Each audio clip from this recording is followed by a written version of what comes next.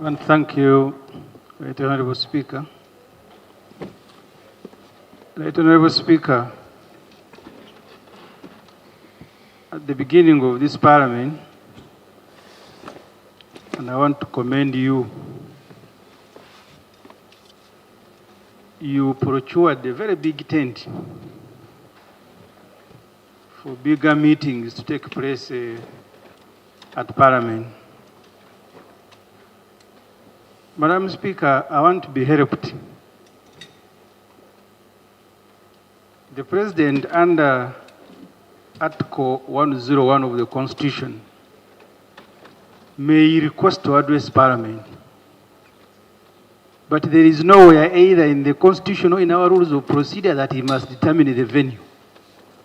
That MPs must be made to test for COVID, to leave all their items, and then go to Kololo, and they are subjected to all harassment by his security. Yet the Constitution says he may request, which means it is your meeting and your MPs. Madam Speaker, I wanted to be helped. Why did we buy a very big tent for big meetings and now we are abandoning it to be subjected to this inhuman treatment to go to Kololo? And Madam Speaker, most important, because the President considers Kololo his venue. You remember, even when we raised the matters of order, he ran to the microphone and he was the one answering because he thought maybe we were in his compound. The Honorable Seungu raised the matter of order. And he quickly ran to the microphone and started speaking, even before the permission of the Speaker. So, Madam Speaker, can you persuade the President that if he wants to speak to Parliament, we all want to listen to him? That he comes to this Parliament here. If he doesn't want to speak from inside, then we go outside and he addresses us from the tent, instead of summoning us to what he has turned his compound, Madam Speaker. Thank you, Honorable Ssemujju, and that's a very good concern. First of all, the order of Honorable Ssemujju was not a correct one, because once the President is speaking, he must be heard in silence. That's one. Two, the head of Parliament is the Speaker, and the Speaker decided that because of the limited space, and we expect all the 555 members, so we opted to have it in that open place. It is not actually the President that decided. If there is anybody to be blamed, then we should blame your own leaders. And that is not the President's venue.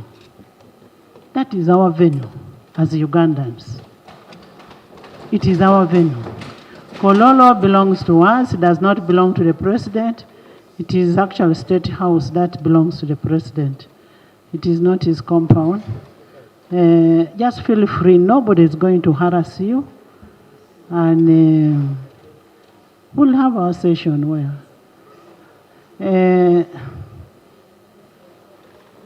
There was something from... We are released and we are very happy. This morning, all the newspapers have names of colleagues, including the Honorable Benson Obua, who have been summoned by police over iron sheets. He has not briefed this Parliament, and he knows how much pain we face when MPs are sent to jail. So the procedural issue I'm raising is whether a suspect under investigation can continue addressing Parliament. Honorable Member, Honorable Ssemujju, Honorable Obua is not a suspect. He is not a minister of Karamoja. There is nowhere reported in this country that there was theft of iron sheets. If iron sheets were given to Honorable Obua or to anybody else, I told you people, iron sheets were taken to my district without me knowing. Am I a thief? And I've said several times, everybody must carry his or her own cross. Don't start diverting people. If somebody diverted iron sheets, that's his or her problem. We did not ask for them, we did not apply for them. And secondly, our people in Bukedi are not vulnerable. They are also vulnerable. They are poor. You get it, eh? So they served to the poor. And the iron sheets, to my recollection, were given to government schools. We are complementing what government is doing. So Obua is a very clean man.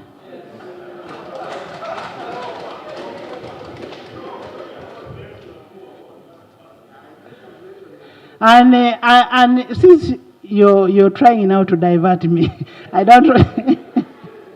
You're trying to divert me. Let me now go to the point. Honorable Obua, I know what you're talking about. It's about costs of printing 556 ministerial statements.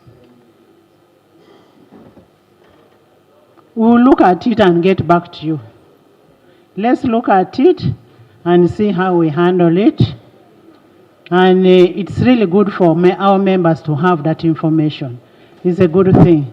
Because when they are going to the committee, they should be equipped with the information. Yes, Jonah? Cabinet would like to assure you that the alternative policy statements on our side will be ready.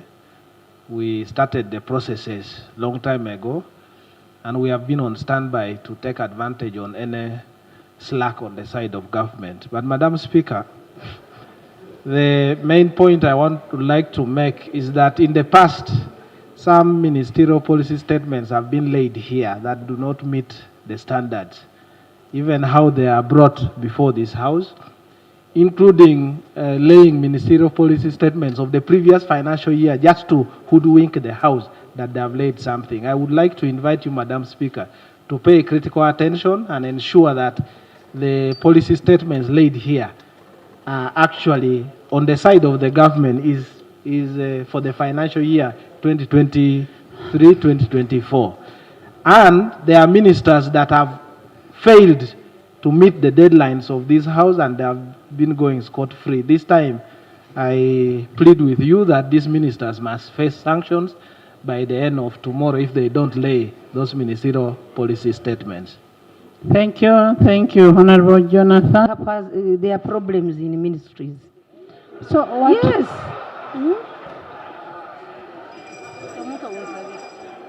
Right, Honorable Speaker. Which order?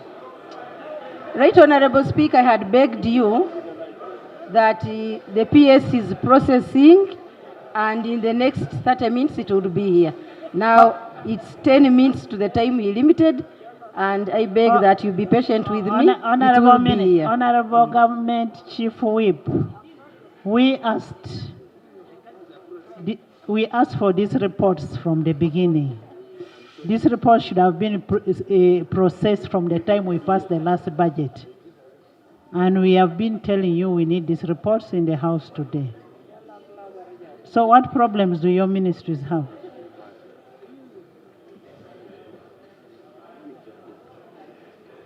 Approved by this Parliament for agriculture.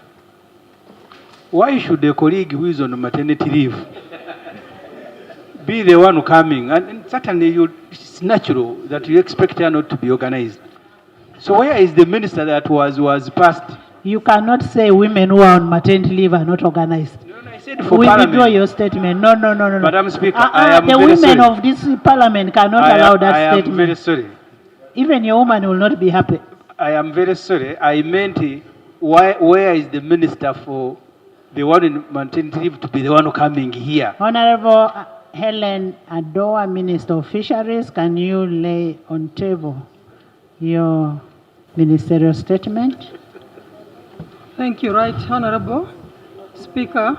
Right Honorable Speaker, I beg to lay the following votes from the Minister of Agriculture, Animal Industry and Fisheries.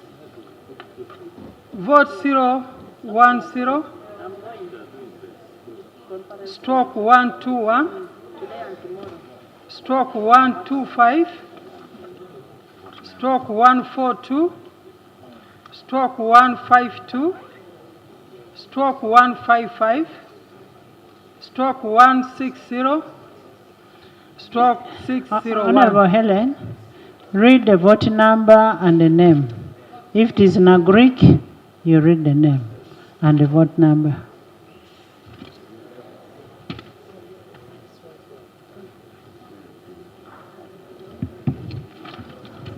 Honorable Bua, you have left your work to somebody else. The man in white.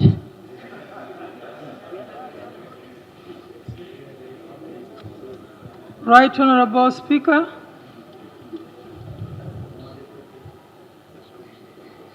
vote 1010 and its agencies. The Dairy Development Authority, vote 121. The National Animal Genetic Resource Center and Data Bank, NAGRIC, vote 125. The National Agriculture Research Organization, vote 142. The National Agricultural Advisory Services, 152. The Cotton Development Organization, vote 155. The Uganda Coffee Development Authority, vote 160. It also includes MDS that contribute to agro-industrialization program like local government agriculture grants, vote 601. KCCA Agriculture Grant, vote 122. Ministry of Local Government, vote 011.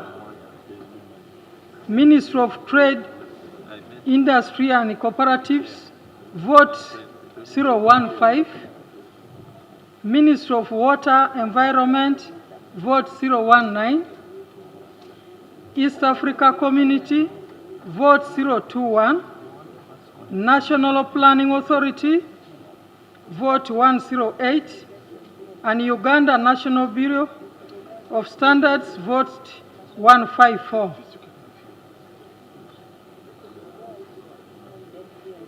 Therefore, I beg to lay. Please lay and refer to the Committee of Agriculture, Animal Industry and Fisheries. Minister of Justice and Constitutional Affairs.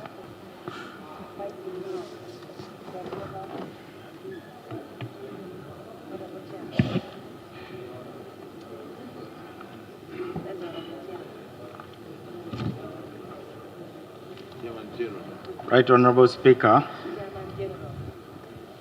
in accordance with Section 13, subsection 13 of the Public Finance Management Act 2015, I present to Parliament the Ministerial Policy Statement for the Ministry of Justice and Constitutional Affairs, together with the 7 allied statutory institutions. It is for 512.139 billion. I now take the honor to table the policy statement for the ministry, and these are the votes. 007, Ministry of Justice and Constitutional Affairs. 102, Electoral Commission. 105, Uganda Law Reform Commission. 106, Uganda Human Rights Commission. 119, Uganda Registration Services Bureau. Given this bill today, The certificate is the there. certificate is here. I beg to lay. Please lay the certificate. Thank you very much, Right Honorable Speaker. Thank you. Madam Speaker, I think government has a duty. You can go around picking people to be ministers, but at least train them. That a minister of government, you appear to lay a bill and you don't even know what to do. And you're just being helped even with a certificate of finance. I mean, don't make government look so simple. Madam Speaker, can you ask the chief government whip to organize a retreat for ministers? Some of us can volunteer to go and train them. Honorable Sel, all of us have gone through training, and learning is a process. You used to be a journalist. You came now, you're a very good legislator. Congratulations. Next item. Item 4. Stands here and reads the votes, the vote of the ministry and the votes of the agencies or the departments. All the information as required by subsection 4 and 5 should be in that ministerial policy statement. I have looked at the one of Ministry of Health. Last year they had a problem because it was not very detailed as required by law, but this year, from what I've seen, is well done and well structured. But I've looked at the Ministry of Finance, which is actually in the kitchen to distribute money to the various ministries and agencies. I am surprised, Right Honorable Speaker, and this must attract your attention, that the Ministry of Finance has given us the ministry vote 008 and has read, is on record today, that he has also given us the vote for a vote 123, 129, 130, 138, 140, 141, 143, 49, 153, 161, 162, and 163. However, when you subject that to section 14 and 15, it is lacking. You read the ministerial policy statement, it only gives you details of vote 008. All these other sub-votes which I have read are not here. Right Honorable Speaker, this is very serious, because for me, I was interested in one of the attractive vote, which is vote 129 for Financial Intelligence Authority. There is a procedure matter. When you're asking for information, I have to give you. I'm not refusing. It's procedure. Oh yeah, I'll give you. It is the Speaker to give me. I'm saying I will give you. There is a procedure matter, Matt. Let's Madam respect Speaker, our rules. Is the House proceeding well, given that we have laid the policy statements, you have referred them to the committees? We recognize that the Honorable Cyril Gwal is moving faster, and we appreciate that, but is the House going to be subjected to scrutinizing the policy statements in the House before they go to the committee? I thought that was the work of the committee. Are we proceeding well with this information from Honorable Cyril Gwal? Honorable members, Honorable Dur Jonathan addressed this matter, that as we refer this to the committees, a proper format must be interrogated. The committees are supposed to interrogate. They are supposed to look at all these documents. Where they do not meet the a format that is required under subsection 14 and 15, they have a right to reject them and ask for a better format, and or come back to the House and report that under Ministry of Health, what was given to us does not fit what we want. That's one of the reasons why we are sending this to the committees. And I had already guided that committees take keen interest in these reports. Where it is substandard, it does not meet the format, send them back. Speaker, I appreciate your guidance. And actually what Honorable Cecilia has seen is what we are telling committees to do. That's what we want committees to go and do. And you're right to say that. Right Honorable Speaker, last year, the Minister Bahati was in the Ministry of Finance. And the reason why I'm very interested to see anything coming from finance, I know why. And today, they have shot their own feet by even trying to interrogate me when I'm trying to help them to be smarter.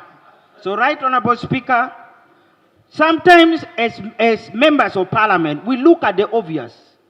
But I'm trying to say, until we subject this to subsection 13, 14, and 15, we would have failed in our duties. I beg to submit.